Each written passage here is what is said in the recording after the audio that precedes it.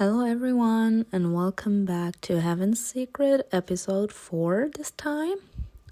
His name was written on the wall and now everyone is talking about him.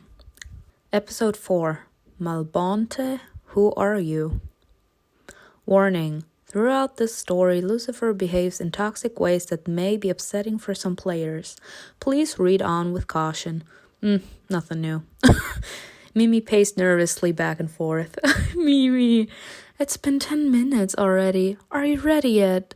Clothes flew on the floor onto the beds and at Mimi as I searched. Okay. Give me a second. I think this is so ugly. I'm sorry. And this is so pretty. Like, I can't. But, yeah, I'm gonna go with this one. I like the top. So, I'm ready. Could you be any slower? Yes, I could. I smiled apologetically as I went past Mimi into the hallway. Another angel charged past, knocking me with their shoulder. Teachers were patrolling the sky, looking with concern through the windows. The entire school is buzzing. I never saw this level of panic here. Is it actually that serious? Maybe the seagulls caught a virus. What was that creature called? Supatra. Yeah, Supatra. The Supatra could have gotten scared by something and left its nest. Maybe there's nothing ominous about it. Mimi gave me a weird look and shook her head. This isn't Earth. Everything is different here. Well, excuse me. A group of angels and demons had crowded together in front of a hall. What's going on here? Mimi grabbed my hand and pulled me along. We managed to squeeze through the crowd, elbowing a couple of onlookers on our way. Ouch! Mimi squeezed my wrist and dragged me towards the source of the commotion. For a few moments, I tried to make sense of what I saw. Someone's name was painted in red letters across the wall. I didn't quite manage to read it, but Mimi did. She frowned, her expression perplexed. What was it? Nothing. Someone is trying to scare us. Andy followed us silently. Gerald stared hard through the window, trying desperately to spot something in the sky. Without turning around, he knew exactly who had come in. Now that everyone is here, I would like to make an announcement. Oh, God. Andy! Laura patted the spot next to her and smiled. We sat next to her. She whispered, Gerald was out of sorts today. As you are all aware, an incident took place yesterday. Rumors about the apocalypse and Malbonte are infesting the academy. Everyone began whispering at once, louder and louder, until it turned into a collective hum. Gerald turned around, snapping his wings open and closed in an agitated motion. Silence! Today we go down to Hell's Library. Since we have our Mythology class, I will tell you about what you all are whispering. And you will understand that it is nothing more than a myth, and there is no reason to be alarmed. What are the angels doing here? The angels are coming with us. Why? Hell isn't the place for us. Love this. Dino's voice made me turn around. He saw me, but immediately looked back at Gerald. The classrooms in hell are as much neutral territory as the academy. I won't explain myself again. Someone touched my shoulder. Oh, Sammy. I'm so sorry. I loved Sammy. Aeon claimed. Hi, Sammy. Have you ever been down there? No. The angel's eyes sparkled. He and Addie exchanged conspiratorial glances. Oh, I love it. This is gonna be fun. I'm sorry, I love both of them, Addie and Sammy. Ooh. What are you talking about? Simona, am I boring you? No, these two are distracting me. They're distracting me with their beauty. I'm sorry because they are. Say you're sorry. Throw Andy and Sammy. I'm sorry. Throw them under the bus. I'm gonna throw them under the bus. they try me, they're gonna get burned. Ooh, not at all. Eddie and Sammy had trouble hearing you, so I repeated what you said for them. I glanced at them, unable to hide my smile. Take that, bitch. Oh, I'm sorry. You're too, so bitches. Whispering, what are you doing? She's got grit. Period. We're all in trouble now. If I go down, I'm taking you with me. I'm not taking the fault alone. If that's the case, then next time, the boys can sit in the front row. Oh. I can't. This is so funny. You'll know where the portal is. Gerald looked through the window once more, then hurried from the classroom. I'll meet you there. Mimi packed her things and left in a rush. Oh, I really hate going there. Laura, baby, shut your mouth. Period, Addie. Like, I can't stand her. Like, she kind of has this hate you, love you attitude, and it's giving me whiplash. So, girl, just stay silent, please. Andy, say something. Like if he was her boyfriend and he has to take her defense. Girl, grow a backbone and defend yourself. You should be an independent woman. Addie. What? Addie tossed up his hands and burst into laughter. She's bugging me. What can I do? Same. You can start by saying you're sorry. Why should I? I'm sorry, Laura. It's in a demon's nature to be mean and brutally honest. Period. Tell her. Make her remain silent and speechless at the spot. Period. Silence. Addie and Sammy headed for the exit. Are you coming, Simona? I turned to Andy. She should fly with me. Addie and Sammy accosted me on both sides. Bitch, they said no. This beauty's coming with us. I love these two. Oh my god, I love them. Don't be afraid. We'll take good care of her. Before I'm gonna die. Uh-oh. I have the angel and devil on my shoulder. This is so not gonna end well for me. They walked me arm in arm out of the classroom, then outside the school. We went down the stairs and along the rocky edge. Geez, the unclaimed annoy me. Don't get too wound up over it. They're only humans. I'm standing right here. Alright, I keep forgetting you're one of them. You aren't like the rest of them. Your mom. I know who my mom is. Stop reminding me about her. I haven't seen her since I was a child. Even after my death, they won't let me see her. But she's a seraphim. Do you understand what an honor that is? What's the point in the honor if I can't see her? We stepped to the edge. Fire. Boiling fire. Let me stop. I swore before I could stop myself. Then I shut my mouth and turned away. Addie and Sammy high-fived and burst into laughter. Of course, like I said, the devil and angel on my shoulder. We did say that it'd be interesting. Are we going to jump into that? Let's just jump into the volcano. Why not? You only die once. Sure thing. So who's first? You know what? At this point, me. I'll go first. Eddie and Sammy exchanged glances. Their faces showed genuine surprise and a hint of admiration. I know, I'm great. Let me stop. I love a girl with a backbone. Period. Grow yourself a backbone.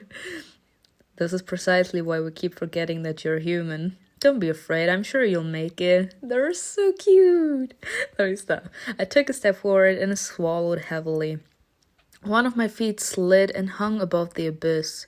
I took a step back, startled, and tried to calm down. I need to relax. I won't die twice. Period. I closed my eyes in an attempt to gather my courage. It's now or never. I took a long jump. I spread my wings. My descent slowed. I smelled smoldering feathers all around me. My face was burning from the heat coming from the crack in the ground. It looked as if I'd volunteered to be burned alive. I told you, jump into the volcano. The pit was approaching. The cliffs were studded with rocks and sharp edges. I dived headfirst and pressed my wings into my body to avoid getting injured. I was falling faster, but I tried not to think about it. The walls were burning and melting. Chunks of hot coal flew off the walls and signed my feathers. Sir! Finally, the pit opened into an immense, cold, and empty space. I cannot with this game. They first let you burn alive and then they're gonna freeze you to death. Like, sir, pick a side. I flew a little further and came upon a massive set of doors. The landing was rough. I scratched my knees and hands. It took several minutes before I could bring myself together enough to stand up. You're not screaming in pain, so nothing's broken. Thank you for caring. Period. The rest of the class and Gerald were already in front of the door. I can't the way they just accosted us and said, yeah, she's coming with us. Follow me and don't wander. The giant door slowly ground open with a thunderous noise. Gerald led us along the narrow hallways, up a spiral staircase with no railing, and eventually brought us into a library. Seeing those hundreds of bookshelves, each at least a dozen feet high, made my head spin. This is Hell's main library. Thanks. The first books ever created in our world are kept here. This is gorgeous. Gerald walked along the rows of books, running his fingers along every tome's spine, noting their titles. His hand stopped once he found what he was looking for. He picked up the book, opened it, and skipped directly to the correct page. Very well then. You want to know more about Malbonte? Many describe him as a monster with massive horns and hooves and tiny angel wings, bitch. He has the kind of look that hides unspeakable malice. Demon Winchester dedicated several of his works to Malbonte and sketched an approximate image. Gerald turned the book so we could see it. Image of Malbonte. Malbonte. Where did he come from? You all know about the main rule. An angel cannot be with a demon, and vice versa. A long time had passed since the war ended. Angels and demons started to get close, so it was inevitable that it would lead to other things. But no one could have imagined the repercussions. An angel and a demon had a child, but this child was different from the rest. The day he was born was cursed. Dead seagulls fell from the sky. That's what everyone is whispering about, isn't it? Gerald's words dripped with sarcasm. They gave him an unusual name, Malbonte, which translates as good, evil. Two hypostates in one being. The strength he harbored within could destroy worlds. Even as a child, he was obsessed with the idea of war between heaven and hell. It seemed to him that hell was belittled when it should be in charge of everything.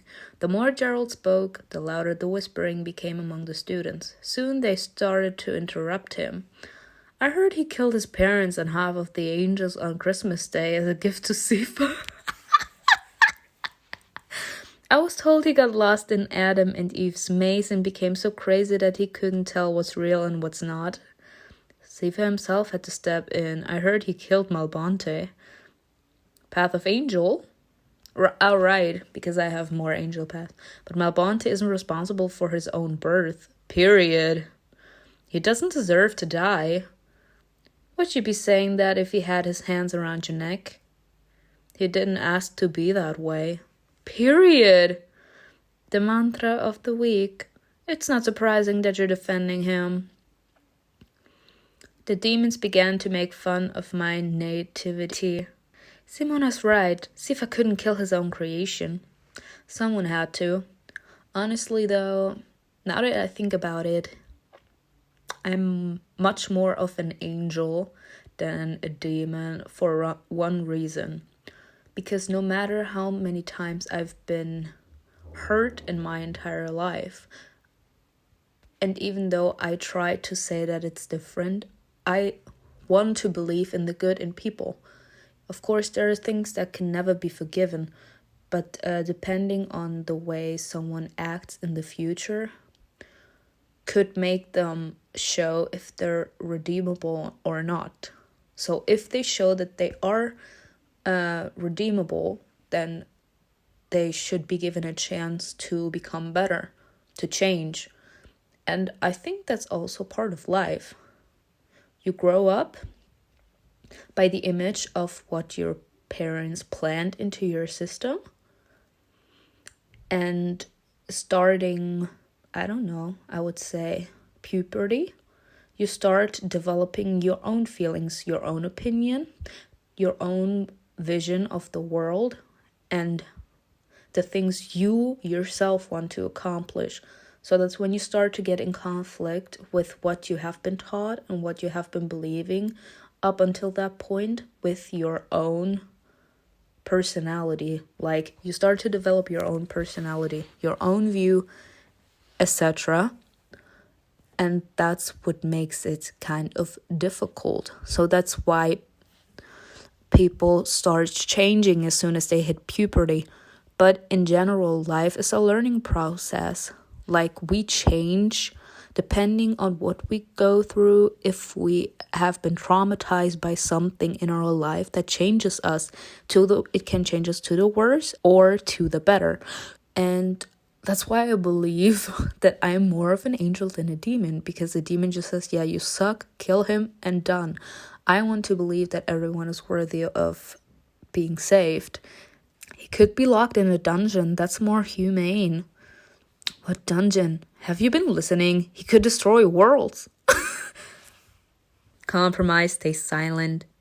Pretend to agree. I guess you're right. You're all right. I smiled, letting him know I didn't want to fight him about that. Sammy understood my rose and smiled back at me, period. Whispering, good job. The debate caught a second wind. Gerald raised his hand, calling for silence. There are many legends about this creature. They are all wrong. Another wave of excitement overtook the room. Gerald closed the book with a deliberately loud smack. Everyone shut up. Malbonte never existed. Lies. What about the rule? There were good reasons to enforce the rule, but they had nothing to do with monsters. Children born from angels and demons survived for only 3 hours. Every death would jeopardize the balance between heaven and hell, making us weaker. Everyone was silent. This truth seems too dull for you, doesn't it? Spreading rumors and panic is much more exciting. I've still never heard of Supantras leaving their caves. Gerald hesitated on his answer. Other students started to speak even louder. When the fierce conversation came to an end, I decided to explore the library. The smell of damp, half-rotten books was everywhere, but it wasn't repulsive. That's how history smells. Period. Amid the rows, I saw Lucifer. He is so hot. I'm sorry. He wasn't in class and seemed to have come here to read. I whispered, "Hey, Mimi?" "Yeah?" "Why is Lucifer not with us?" "Oh, he takes more advanced classes. He's light years ahead of us." Mimi gazed at him for a long while, then abruptly turned away. I wasn't the only one to notice Lucifer. I heard Laura's voice behind my back. "Poor Lucifer." "Why poor?" "As if you didn't hear about his relationship with his father. Satan, I mean." "He's the devil himself." She immediately stopped talking, frightened by her own bold words, but soon couldn't help but continue. "He's so strict with him. Girl, you do know that he probably can hear you." That's when she gets on my nerves. Like, sometimes you just need to know to shut up. "He beats the crap out of him and punishes him with grueling training, difficult even for birthright demons." Eddie cut into the middle of the conversation, smirking. "The same can be said about Dino. No surprise why they compete so much." I turned towards Mimi. "You're all such gossips." "What did you expect? You are created in our image and a likeness." For a brief moment, I pitied Lucifer. I stepped away from the others and went closer to him. "Hi." He raised his head and stared at me for a while, then carried on reading. He's so... Try again to make him talk. Yeah, take his book away. I'm just gonna take his book away, like, hello. If you treat me like like I'm invisible, I'm not having it. I snatched a book from his hands and tossed it to the side. Damn, I wouldn't have done that. I would have just taken a book. Hey. He jumped up, grabbed my wrists, and pulled me roughly towards him. What do you think you're doing? I proudly raised my head and looked him right in the eyes. Period. You're the man, but I've got the power. Trying to get your attention. Why the hell would you do that? I just wanted to talk. Can't I? He plopped into the chair and threw me a smug smile. So, let's see what the unclaimed has to say to me. He said it with undisguised disdain. Excuse him. I don't know. Let's talk about you, about your father, about the tense relationship between you and Dino. But let's just say about you. Let's talk about you. About me? He straightened his shirt and smirked. Are you interested in me? Not him saying, are you interested in me? Let's talk about you. His mocking, egotistical attitude pissed me off. I can't believe I felt sorry for him. Like, girl, I can't with her. Like, she's pretty naive. I have to say that. Like, you have to know, just because someone appears to be cocky and everything doesn't mean that that's really the case. Like, it could be just a facade. He acts that he's cocky and everything to overplay his feelings of hurt. She's judging him without really knowing him. It's not like that. It's just that self-absorbed guys like you love talking about themselves. He unconsciously shook his head, betraying his disagreement. He straightened his shirt again, this time with a hint of irritation. It looks like you haven't learned your place in the chain of command. You're at the bottom of the food chain. You have no right to talk to me that way. Oh? I'm sorry, but the way his eyes sparkled. Oh. A spark flared up in his eyes, then faded away. His lips trembled a bit. Lucifer appreciated your courage. Okay. This time you get a free pass for your insolence. Next time you won't get off so lightly. He grabbed the first book to hand and stared at it. He asked without raising his head, Are you still here? Whatever. I can't. I literally would have said, yes, I'm still here, and can't believe what is going on. I went back to the others without dignifying him with an answer. Gerald had gotten carried away talking about some rare books and hadn't noticed my absence. His voice was calm.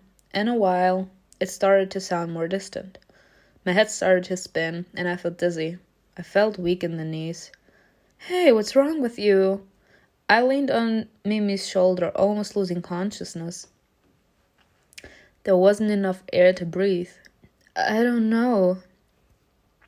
I focused on taking a deep breath. After a few minutes, the dizziness passed.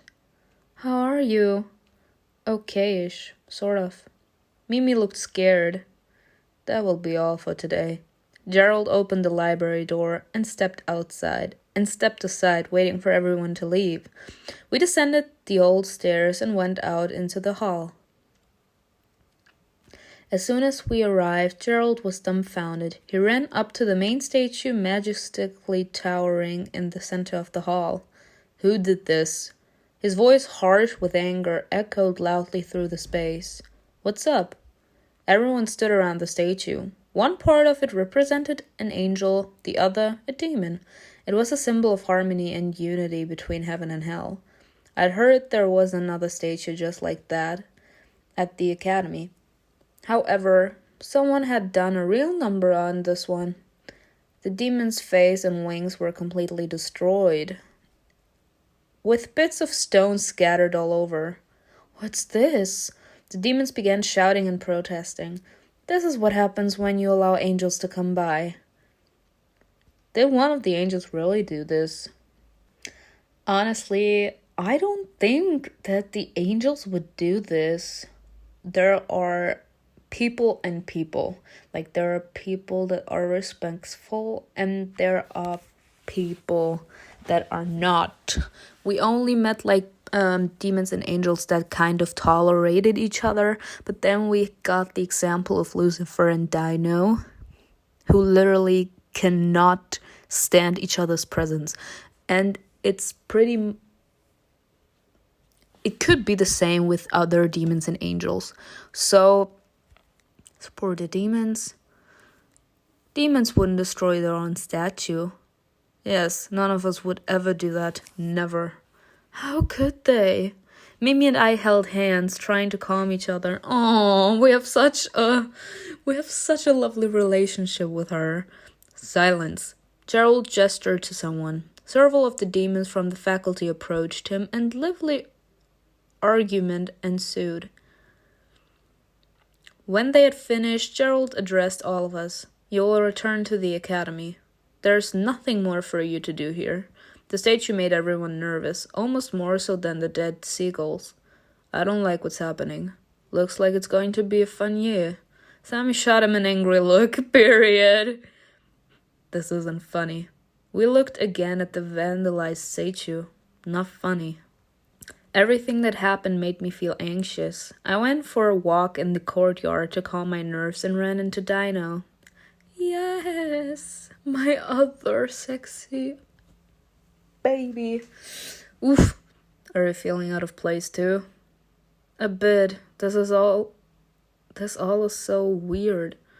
Dino crossed his arms behind his back, seemingly tense. He had the straight posture of a soldier standing in front of his commanding officer. He nodded towards the garden. Ooh. Shall we go for a walk? A walk through Adam and Eve's garden? You said... Oh no, we won't go into the maze. Alright then. We strolled past the maze and stopped in front of the half-angel, half-demon statue just like the one destroyed back in hell. Why would someone want to vandalize the statue? Someone is trying to undermine the relationship between angels and demons. But who would be interested in that? It's just a hunch I have. Who knows what's really going on? Dino sat on the bench and looked at the stone face of the statue. I sat next to him. For many years, I've been coming to the statue of Harmony to pray to Sifa, but I've never heard his voice. He probably never heard mine either. Dino paused briefly, then turned towards me. What's it like to pray to God back on Earth, where the chances of him hearing you are even slimmer? Maybe praying isn't about getting answers, but rather about finding the hope and enlightenment needed to find the solution on your own? Dino smiled at me affectionately. Maybe you're right. I can't. Oof. I can't decide between these two people. I really cannot. He got carried away by his own thoughts, then suddenly frowned and became sad. I'm sorry for that scene with Lucifer in the yard. There, in the yard, I was like, you could side with Lucifer, kind of, or you could like try to calm Dino down if you are more an angel. So that's probably why he's apologizing now. I'm sorry for that scene with Lucifer in the yard. It's fine. Well, what's going on between you two? Dino shrugged. There are many talented angels and demons here, and everyone wants to... I don't know. Power. It draws everyone like a giant magnet. Lucifer and I are considered to be the best students in the academy, which automatically makes us competitors. It seems it's beneath Lucifer to compete against the son of a simple teacher. Damn. I have to fight for my place under the sun and prove at every moment that I'm worthy. I think that's what bothers him so much. He thinks I'm a show-off. Dino smiled again without a trace of malice. He took my hand, barely touching it. Thank you for the talk. Oh, he's so cute. I think we should go back. We've spent too much time alone. They might get suspicious. Many others are spending time alone. No one's monitoring that. Still, he is so Gorgeous. Ooh. As I stood from the bench, my foot caught on something. I tripped forward, throwing myself towards the statue. Dino caught me in his arms, preventing the fall. Oh. What's that smile? We froze for a couple of seconds. Ooh! I gazed into his eyes, mesmerized.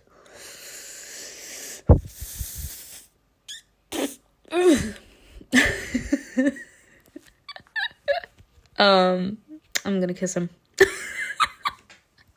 His lips were so alluring, so inviting, that I couldn't help myself. I mean, I'm sorry, with the way he was looking at you, with that raised eyebrow, he wanted you to. In a moment of weakness, I stood up on my toes, clung to him, and kissed him on the lips. Dino froze in place, not moving a muscle, even holding his breath. Then I touched his lips again, licked them, period, and gently bit his lower lip. Damn, his hands wrapped around me tight. His hands wrapped around me tighter. Simona. Dino followed my lead. Yes. We began to kiss slowly and sensually, exploring each other. Period. The angel lifted me up, spun me around, and pressed me against something cold and hard. He leaned on it with one hand, and then suddenly feeling something, he sharply recoiled. He looked at the structure behind us with a bitter sadness in his eyes. Oh, honey. I turned around. The statue of Harmony stared at us with condemnation. It was a reminder for us that the balance must be maintained without crossing the line. What are we doing? This is forbidden. But others, I'm not like the others, period. I was gonna say. Then my mom said that to a police officer, and he literally answered her like this. If someone else jumps off a cliff, will you do the same? Because they did it? And that reminds me literally of what he's saying right now. I'm not like the others. Just because they're doing it doesn't mean that I'm gonna do it. Dino snapped at me sharply, leaving no room for debate. It's forbidden, Simona. He was angry with himself. His eyes were restless, as if he was searching for some kind of solution. Sir, if you get turned on by me, you can't hide it. You are my dark side, Simona. What should I do about it now? Take responsibility, sir. This time he looked at me with a plea in his eyes, period. Take me to the bed. Let me stop. I forget what happened here. Yeah, too late, sir. It's your route. He turned around, signaling that we were leaving. Damn, sir. Damn. I walked past him out of the garden. I was on my way to my room when I felt dizzy again. Ow. The walls began spinning. The floor beneath my feet was shaking. There were two shadows in front of me, but I couldn't see clearly. And the next second, oh no, I fainted. Hello, sweetheart. A woman leaned over me, gently stroking my cheek. How are you feeling? What happened? You fainted, my dear. Why? Is that even possible? Angels and demons get sick too, though their viruses are different from the ones on Earth. That said, it's quite rare for one to fall ill. So do I have a virus? No, don't worry. Then what is it? I sat touching my head and started to look around the room. This sometimes happens to the unclaimed. There is no reason to get alarmed. It's typically about not accepting your death. I froze and stared at her. What do you mean? You can't make peace with the fact that you died. Something's eating at you from the inside and dragging you back to Earth. That's why you fainted. She took a vial of blue powder out of her pocket. Drink this every night to silence your past and erase the memory of your death. I don't think that... She put a hand on my shoulder and carefully looked into my eyes. Trust me, Angel. Period. This is necessary if you don't want to get into trouble. Sooner or later this will come to light, and you'll be facing expulsion. Do you understand? Whenever you descend to earth, you must do it as a higher being, not a mortal. You must leave your earthly problems behind. She put the medicine in my hand. This literally just looks like fairy powder. Mimi will take you to your room. You must get some rest. She hurried over to another patient and spoke to him as kindly and sweetly as she had to me.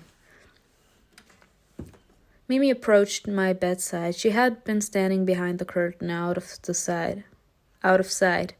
I hadn't noticed she was there. Wow. She looked at me suspiciously, as if I was hiding some sort of secret from her. Shall we? I'm sorry to inconvenience you. Trust me, you're the least inconvenient roommate I've had. Period. I'm special. I plopped face down on my bed and moaned into my pillow. How am I supposed to leave my life behind this quickly? That's why they gave you the potion. I don't know if I want to take it. Mimi sat down beside me and squeezed one of my feet. Oh, she's so cute. But you have to. You were warned.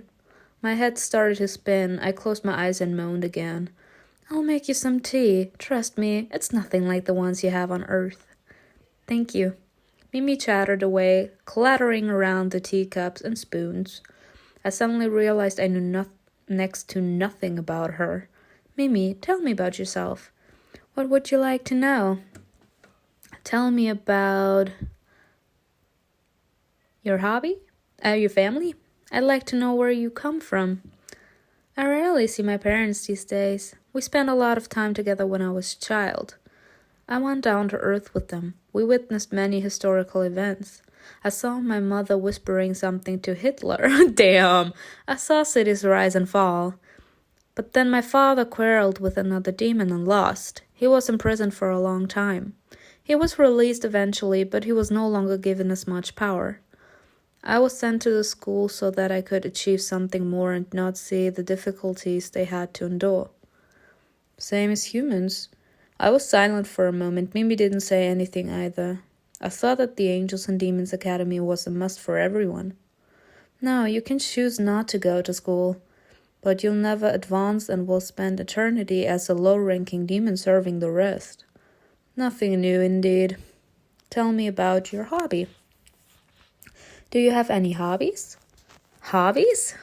Mimi blushed and smiled anxiously. I don't know where to start. Doesn't look that way from where I'm standing. Well, I'm listening. Whenever I'm sent to Earth alone and with plenty of time to complete the assignment, I sometimes visit theaters. Aww. I watch the actors perform for the audience. How the plots and acting have improved over the centuries. It's truly amazing. Would you like to be an actress? An actress? Mimi blushed again. It's not in our job description. That's something humans do. But you'd like it nonetheless. Maybe, but I think I'd get bored quickly. It doesn't seem like much compared to our studies. She smiled, changing her pose and her facial expression. There she was again, the confident seductress I knew. She'd make a good actress. Tell me about how's my tea coming along? Almost ready. She stirred the tea a few more times and handed me a hot mug. Try it. I took a sip. The bitter flavor blended with the sweetness, transforming into something truly unfamiliar. It was as if I'd suddenly gained more refined taste buds. Told ya. Mimi sat on the edge of the bed. What would you say about inviting the boys over? What boys? Eddie and Sammy. I don't know. Come on, you could use the distraction. You want the angels and demons to see you as one of their own, right? Yes, but... Plus, they always know the latest news. I'm sure you'll be interested to hear what they have to say. New gossip, you mean? You said it, girl. Fine, let's have some fun. Yay. Period.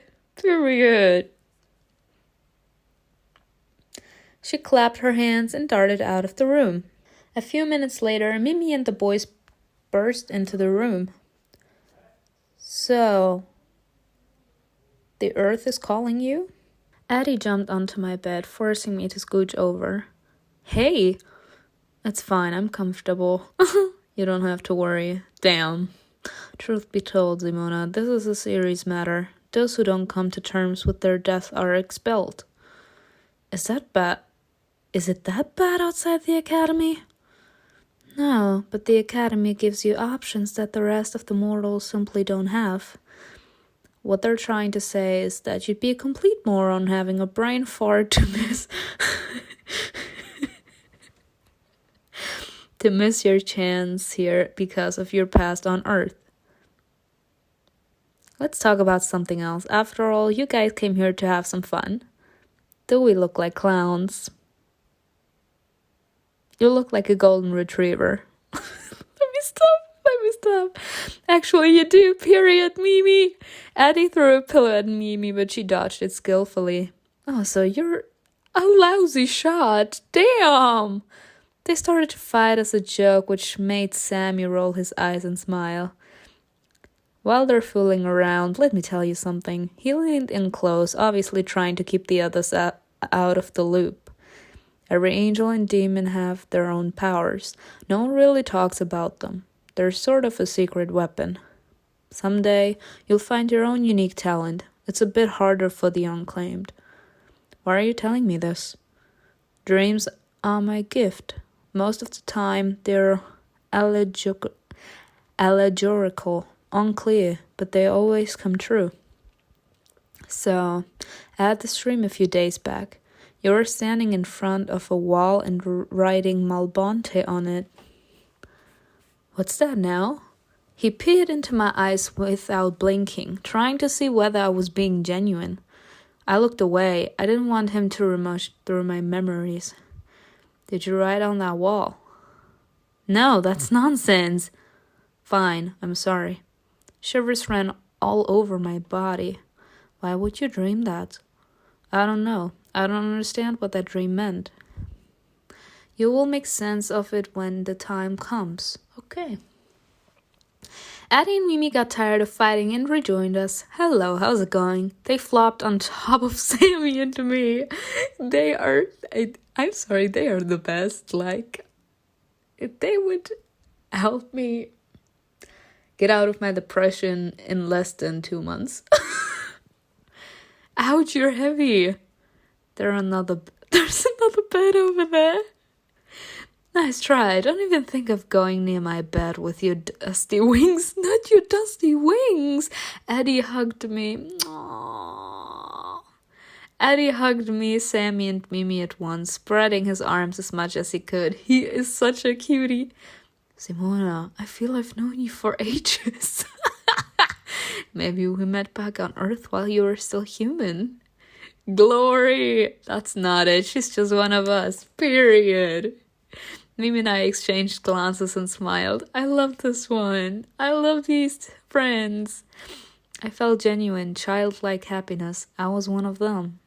Then the boys left and Mimi was long asleep, but I kept thinking things over while staring through the window. I rolled the bottle of medicine back and forth in my hands, spellbound by the shifting powder. I don't care who killed me. I don't care who I was or what. Who is waiting for me there? These thoughts filled me with indignant anger. Someone killed me, and I'm supposed to just leave it at that, especially now when I have so many opportunities? Not a chance. I went to the window and threw the bottle as far as I could. I watched it fall until it became nothing but a dot in the distance, then returned to bed. I'll find out who killed me no matter the cost. This woman... I didn't sleep well that night and woke up early. I left my room a little earlier than usual. The yacht was deserted. Nobody was walking through the hallways. The sky was clear, without a single angel or demon in sight. I spread my wings and shook them out, slowly flexing each muscle. It feels so good. For the first time in a long time, I wanted to be alone. At the same time, I didn't feel consumed by loneliness. I still had some time before the lecture.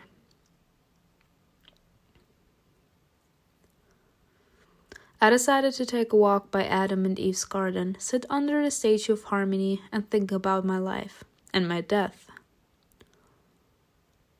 The first thing that caught my eye were the droplets of blood on the stone wings. Huh? I stopped, holding my breath.